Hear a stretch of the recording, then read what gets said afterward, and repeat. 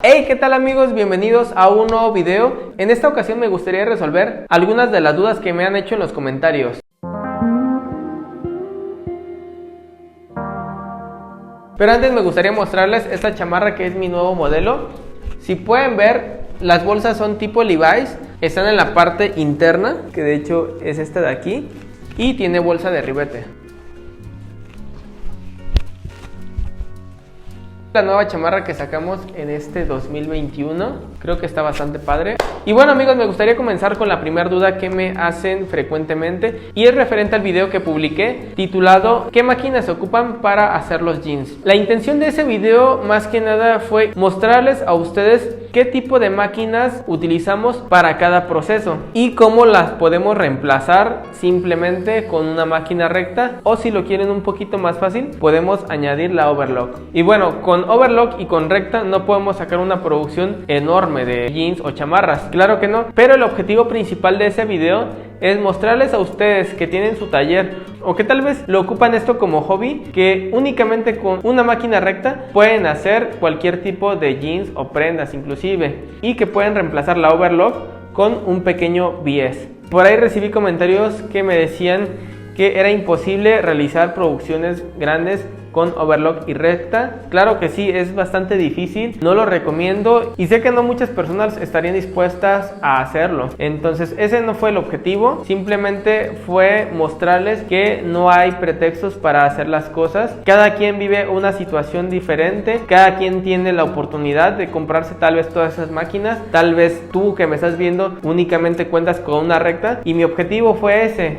mostrarte que con una máquina recta puedes hacer lo que tú quieras. Y bueno, para mostrarles un ejemplo, Paul Krause, no sé cómo se pronuncia correctamente, pero les dejo por aquí su nombre. Esta persona hace sus jeans únicamente con máquina recta. En verdad los vende a un precio bastante elevado, puesto que es un diseñador muy reconocido, hace excelentes trabajos y únicamente ocupa su máquina recta. La segunda pregunta que me han hecho en estos días es ¿qué tipo de hilos utilizo? La marca se llama Duralon y pueden utilizar el calibre 30, aunque también les puedo recomendar el calibre 15, pero es un poquito más caro y grueso. ¿Cómo se miden los hilos? Mientras mayor sea el número del calibre, el hilo va a ser más delgado. Mientras menor sea el número del calibre, el hilo va a ser más grueso. Yo el calibre más grueso que he utilizado es calibre 15, pero generalmente o normalmente para todos los jeans utilizo el calibre 30. No es tan grueso, pero se ve bastante bien y es el que normalmente vemos en la mayoría de los jeans. ¿Cómo aumentar o disminuir las tallas de los pantalones? Es un tema un poquito complejo, pero se los podría explicar a grandes rasgos en este video. En la parte superior aumentamos de 5 a 7 milímetros, en la parte de la cadera aproximadamente 7 milímetros o 5, dependiendo del tipo de pantalón que estén haciendo, ya sea skinny o slim,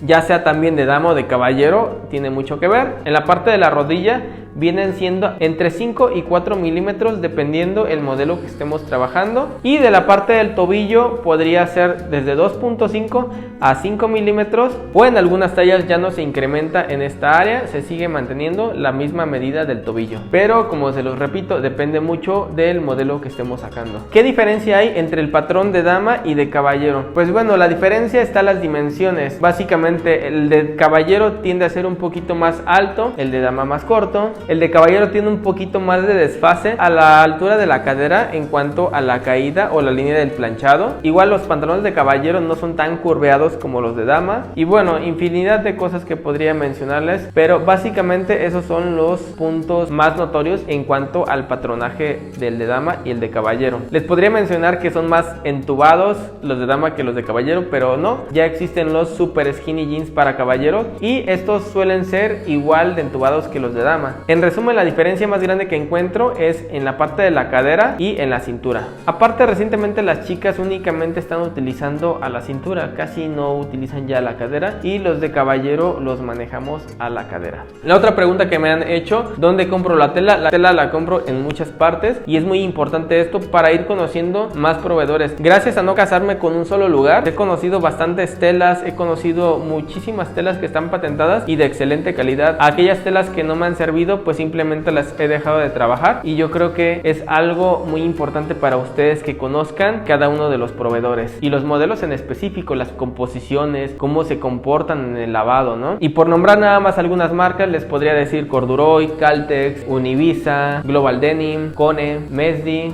y tal vez se me está yendo algún otro, pero son marcas reconocidas. Seguramente hay más y de excelente calidad. Inclusive he llegado a comprar mezclilla importada y ha salido de excelente calidad, en verdad. De las mejores que he comprado ha sido exportada. Desconozco el fabricante, pero he tenido excelentes resultados. Y bueno, amigos, creo que es todo por el día de hoy. Son todas las preguntas que más se repitieron o más relevantes a mi parecer. Si quieres que te siga haciendo este tipo de videos, déjamelo en los comentarios y con gusto se los sigo compartiendo. Por aquí abajito les voy a dejar mis redes sociales para que me sigan. No olviden suscribirse y activar la campanita para que YouTube les avise cuando suba un nuevo video. Cuídense mucho y nos vemos a la próxima. Bye.